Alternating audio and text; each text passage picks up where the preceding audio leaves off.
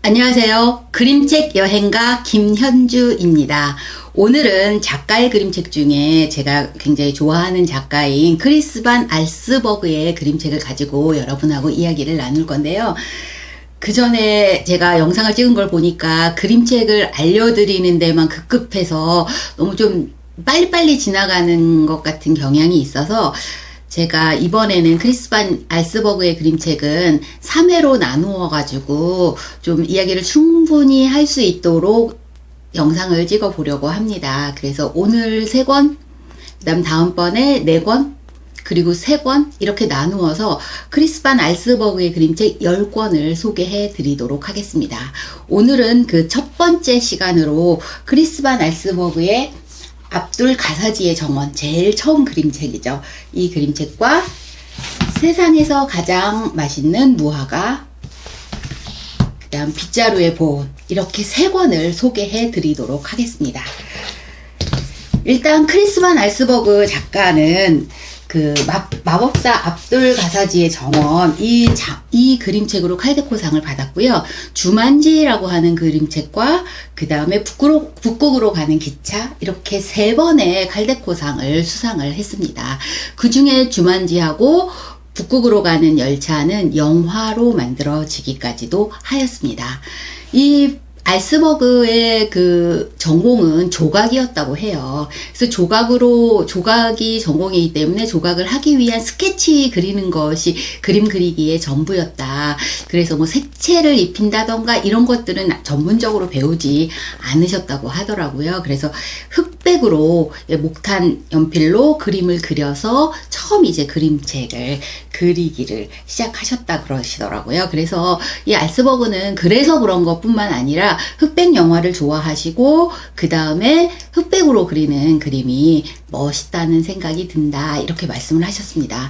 저도 마찬가지로 흑백으로 되어 있는 그림책이 굉장히 끌리더라고요. 그리고 흑백 영화도 좋아하거든요. 그래서 과거에 흑백으로 나왔던 영화들도 즐겨보는 편이고, 알스버그 작가는 이야기를 그림으로 그려서 그림책을 만들 때 7개월에서 9개월 정도 그 시간이 걸린다고 하더라고요. 이 알스버그 작가는 그림을 그리기 전에 일단 먼저 이야기부터 먼저 만드신대요. 그래서 이야기를 만든 다음에 그 다음에 그림을 그리는 그런 식으로 작업을 하신다고 하더라고요. 그래서 알스버그의 그 그림책은 좀 글밥이 좀 많아요.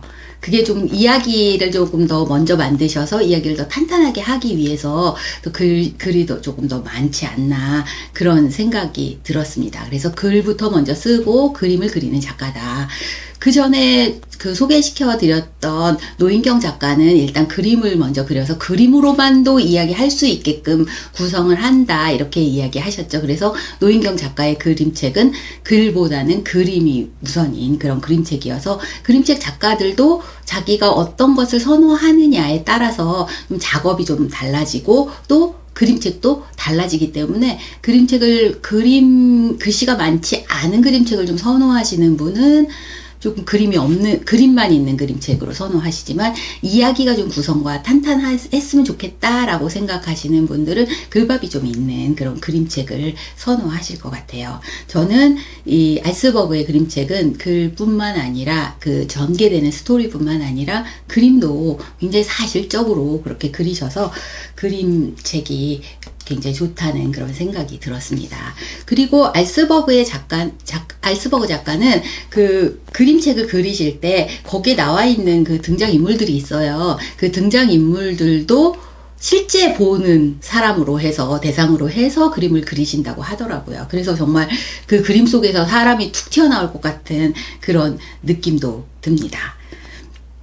거의 대부분 그 알스버그의 작품은 판타지 작품이 많아요. 그래서 판타지적처럼 환상적이고 그런 비현실적인 이야기를 풀어갈 때 그 독자들이 그 이야기를 실제 이야기처럼 받아들일 수 있도록 약간 혼란스럽게, 이거는 지금 현재에선 일어날 것 같지 않은 이야기인데? 라고 생각하는데 그게 그런데 꼭 현실같이 느껴지는 그런 것을 생각하시면서 그림을 그리신다고 하시더라고요. 그래서 더 알스버그의 그림책은 푹 빠져들어가지 않나 그런 생각이 들고, 이 그림책은 항상 반전이 있습니다. 그래서 처음에 이렇게 전개되면서 아주 그냥 정말 다이나믹하게 이야기가 전개되는데, 그 뒤에 반전도 굉장히 재미있게 읽을 수 있는 그런 책이라고 할 수 있을 것 같습니다.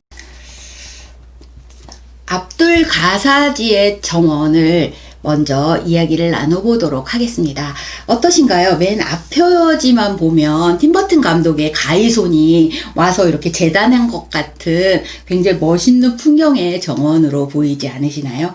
예, 이 정원에 보면 나무들이 동물 모양을 하고 있습니다. 이 압둘 가사지의 정원은 알스버그의 첫 번째 그림책이기도 하고 첫 번째 그림책인데, 그 칼데코상을 받으셨어요. 칼데코상을 받았을 때 그 심사위원들이 하시는 말씀이 색채가 없이 다 연필로만 했거든요. 그 연필의 표현력에 정말 감탄했다. 원색을 능가하는 그런 그 그림책의 세계를 새로 만들었다. 이렇게 이야기를 합니다. 여기 나오는 말썽장이 강아지 플리츠가 나와요. 이 플리츠라고 하는 강아지는 그 볼테리어 종이라고 하더라고요. 근데 볼테리어 종으로 한번 내가 이 안에 나오는 강아지는 볼테리어 종으로 해야지라고 그렇게 생각을 했대요. 근데 그때 당시에 막 그림책을 구상하고 있을 때 처남이 그 강아지를 키워야겠지 이렇게 생각을 했나 봐요. 그래서 이 알스버그가 자기가 그림책에 넣고 싶은 강아지의 종이의 사진을 보내서 그 처남이 그것과 똑같은 그런 강아지를 어디서 얻으셨나 봐요. 그래서 그 강아지를 키우게 되었고, 그 강아지의 이름은 윈스턴이었었다고 하더라고요. 그래서 윈스턴을 모델로 해서 이 그림을 그리셨다고 하는데, 그 윈스턴이 오래 살지 못하고 그리고 죽었나 봐요. 그래서 알스버그는 그 윈스턴을 기리기 위해서 그림책마다 윈스턴의 그 어떤 모습, 그런 것들을 그림책 안에 넣고 있다고 그렇게 이야기를 하시더라고요. 이 그림책에 나오는 프레츠라고 하는 강아지와 앨런이라고 하는 아이가 함께 그 압둘 가사지의 정원으로 여행을 떠나는 그런 모습입니다. 그 플리츠는 굉장히 말썽꾸러기고 그 다음에 조금 케어하기 좀 힘든 그런 강아지예요. 그런데 앨런은 그 강아지를 맡게 된 거예요. 그래서 강아지하고 신나게 놀다가 이제 소파에서 잠이 들고, 그리고 나서 이제 강아지하고 같이 산책을 나갔는데 이 프리츠가 혼자 막 뛰어가는 거예요. 그런데 그 프리츠가 뛰어간 곳이 바로 압둘 가사지의 정원이었습니다. 그 압둘 가사지의 정원의 앞에는 절대 강아지는 들어올 수 없다. 이렇게 적혀 있어요. 그런데 그곳에 그 프리츠가 들어갔으니 앨런이 얼마나 속이 탔겠어요.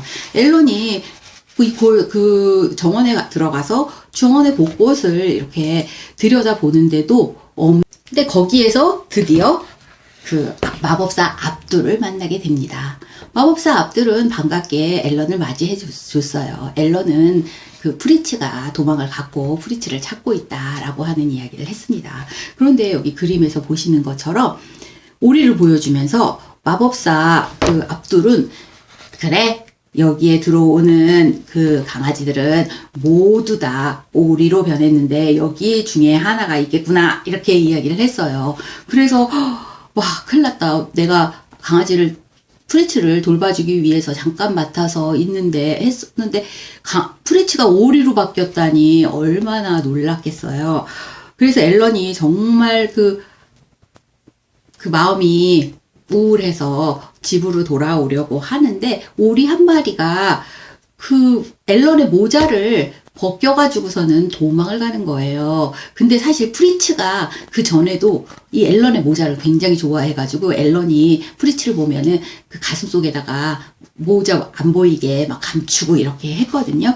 그래서 여기에 나와 있는 그 오리 한 마리가 앨런의 모자를 벗겨가지고 도망을 갔습니다. 그래서 앨런은 너무 우울해가지고 집으로 돌아와서 사정을 이야기해요. 내가 이러이러이 해가지고서는 결국 그 마법사 압둘 때문에 프리츠가 오리로 바뀌었다. 이렇게 설명을 하는데 집안에서 갑자기 프리츠가 나오는 거예요. 예, 그 오리는 뭐고 프리츠는 어떤 걸까요? 의문이 생기시죠?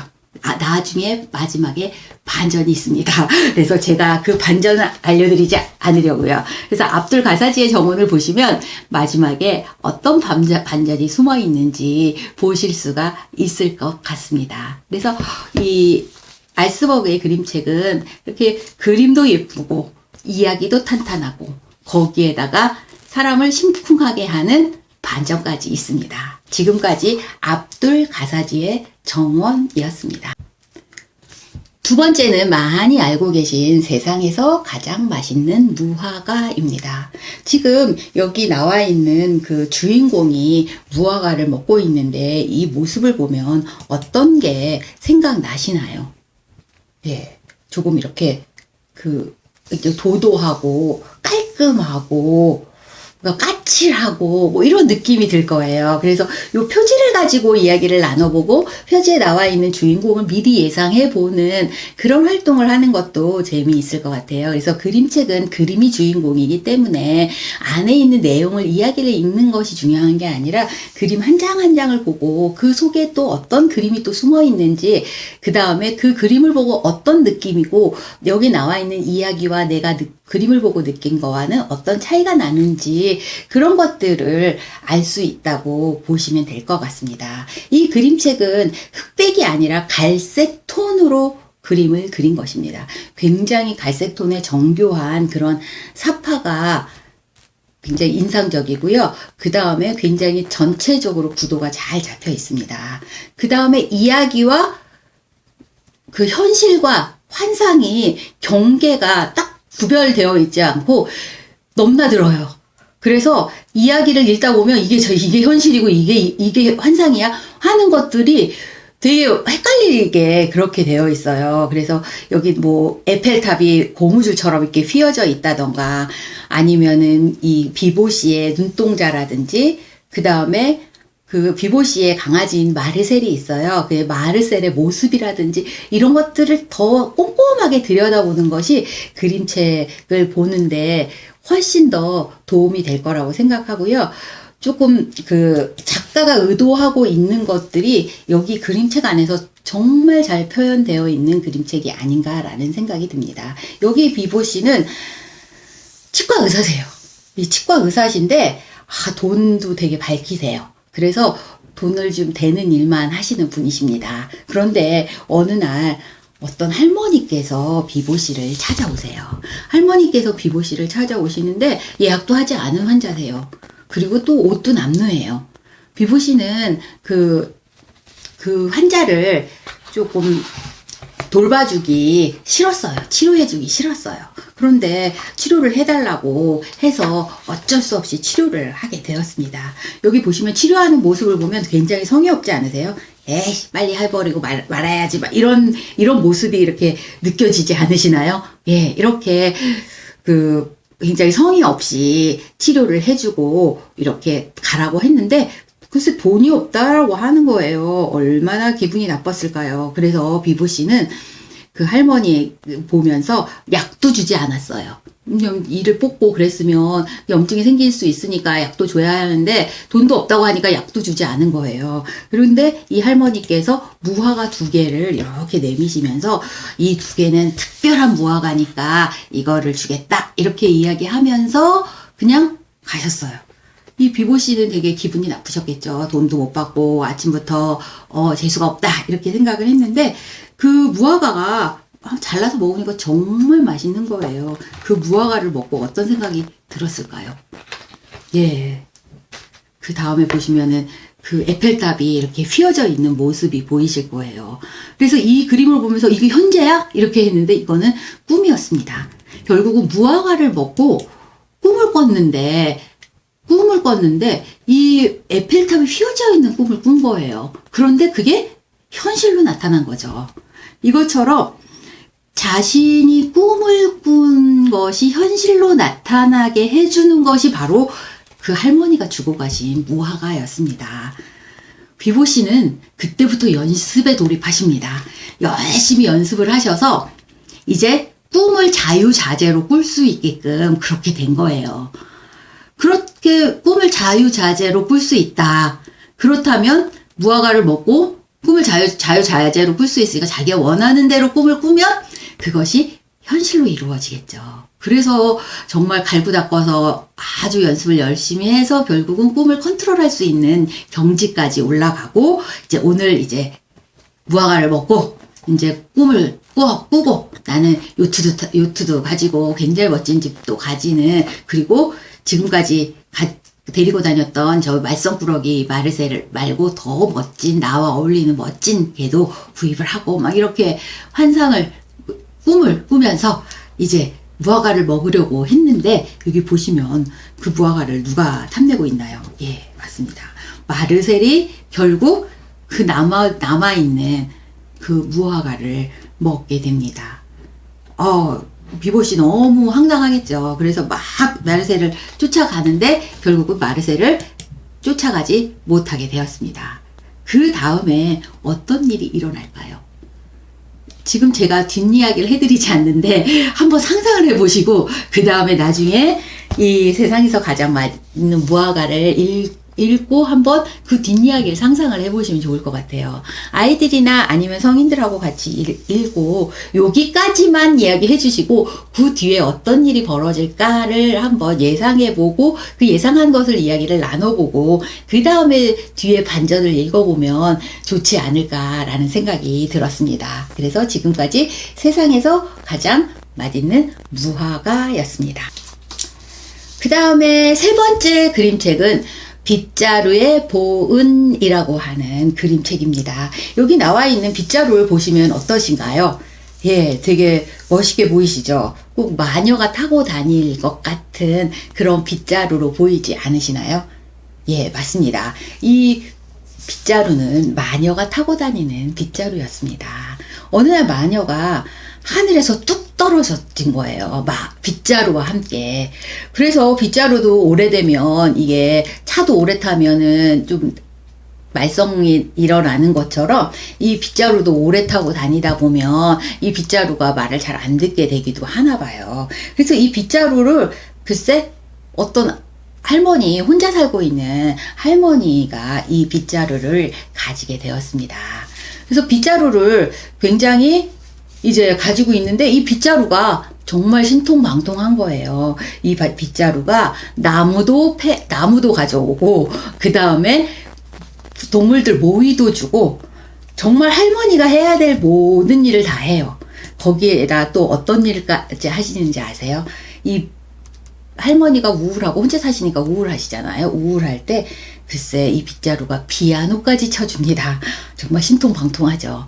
이런 빗자루가 정말 이상한 빗자루, 정말 기분 나쁜 옆에서 봤을 때는 저런 빗자루가 어딨어? 막 이렇게 기분 나빠할 수도 있겠죠. 그래서 옆에 있는 이웃이 굉장히 이 빗자루를 못마땅하게 생각하고 저거는 마녀가 씌웠다. 저거는 진짜 우리한테 큰 화를 또 미칠 수도 있어. 라고 생각하고 결국은 빗자루를 빼앗아서 태우게 됩니다. 여기 그림에서 보시는 것처럼 강아지가 물었는데 그 강아지를 저기 멀리까지 그 내동댕이를 치잖아요. 그러니까 이런 빗자루가 이웃이 좋아 보일 리가 없겠죠. 결국 그 빗자루를 가지고 가서 이제 태우게 됩니다. 빗자루를 가지고 가서 태웠으니까 이제 빗자루가 없어졌을 거 아니에요. 그런데 빗자루를 태웠는데 그 다음부터는 빗자루 귀신이 나타나기 시작한 거예요. 그전에는 이렇게 갈색에 약간 누리끼리한 그런 빗자루였는데 그 다음에 아주 하얀색 빗자루가 나타나서 빗자루 귀신이 똑같이 그렇게 돌아다니는 거예요, 숲을. 이웃은 너무 무서워서 그 빗자루가 자기에게 어떤 복수를 하지는 않을까라는 생각에 그 동네를 떠나고 맙니다. 그 할머니는 어떻게 되셨을까요? 이 빗자루 귀신은 도대체 누구였을까요? 여기에 뒷이야기까지 읽어보시면 그 이야기가 나옵니다. 한번 예상을 해보세요. 그 빗자루 귀신은 도대체 무엇이었고, 그 다음에 그 할머니는 도대체 그렇게 사랑했던 빗자루를 잃어버리셨는데 그 할머니는 어떻게 되었을까 하는 상상을 해보시고 그 다음에 책 뒷이야기를, 반전의 이야기를 읽어보시면 좋을 것 같습니다. 지금까지 빗자루의 보은이었습니다. 오늘은 이렇게 크리스 반 알스버그의 그림책 3권을 여러분에게 이야기를 해드렸습니다. 빗자루의 보은, 세상에서 가장 맛있는 무화과, 그다음 압둘 가사지의 정원, 이렇게 알스버그 그림책 3권을 여러분에게 소개를 시켜드렸는데요. 다음번에도 알스버그 그림책 제2탄 4권의 그림책을 가지고 알스버그의 그림책으로 또 이야기를 나누도록 하겠습니다. 지금까지 그림책 여행가 김현주였습니다. 감사합니다.